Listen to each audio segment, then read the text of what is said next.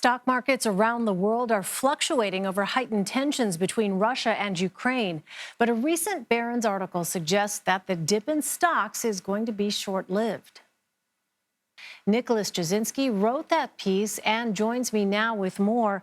Welcome, Nicholas. Thanks very much for being with us. So how is the Russia-Ukraine conflict impacting markets right now? And why do you believe this dip is only short-term?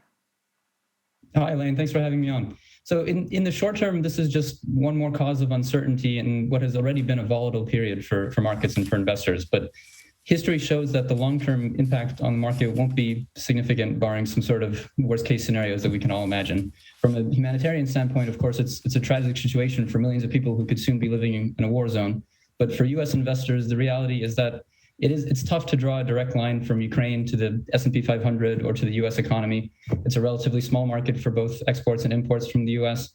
And like I mentioned, history shows that these types of geopolitical shocks, they tend to be short-term hits to the market. They introduce a little bit of volatility. But as long as there isn't a recession or other economic shock at the same time, like we saw after 9/11, then the long-term impact tends to be pretty minimal. Well, how are other assets trading, like gold, oil, and the Treasury note? So it's certainly the impact on oil and gas is much greater. Russia is a major exporter of oil and gas to Europe and other parts of the world as well.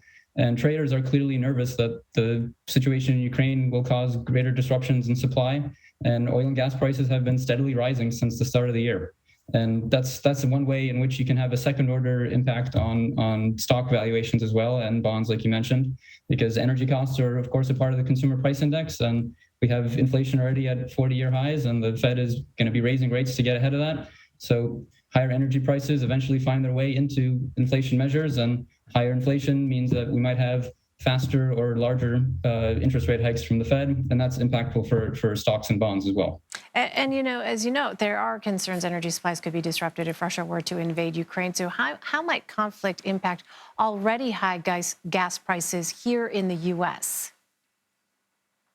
Well, oil and gas, it's a global market. So when there's higher prices in one part of the world, that tends to travel around the world as well. And a lot of, for example, here in New York, Con Edison customers saw higher gas bills for last month. So it's already something that we're feeling because traders are anticipating that there is going to be some sort of disruption. So the higher gas prices are here today. So, Nicholas, what is it that you think small investors need to watch in the coming days or weeks? I mean, I think the story for this year remains this big shift in monetary policy by central banks all around the world. And that's after 2 years of interest rates at zero, buying trillions of dollars of bonds and other assets. Central banks are tightening policy, and that means pressure on stock valuations. And it's this tug and pull between that pressure on stock multiples and earnings growth in what's still a pretty robust economy. So I think that's what investors should still be focused on and try to hold on through some of the volatility that all these headlines that we're seeing about Ukraine and Russia are gonna keep throwing these bombs at the market from day to day, but stay focused on the long term. All right. Thank you very much, Nicholas Jasinski. Thanks for your insight. Thank you.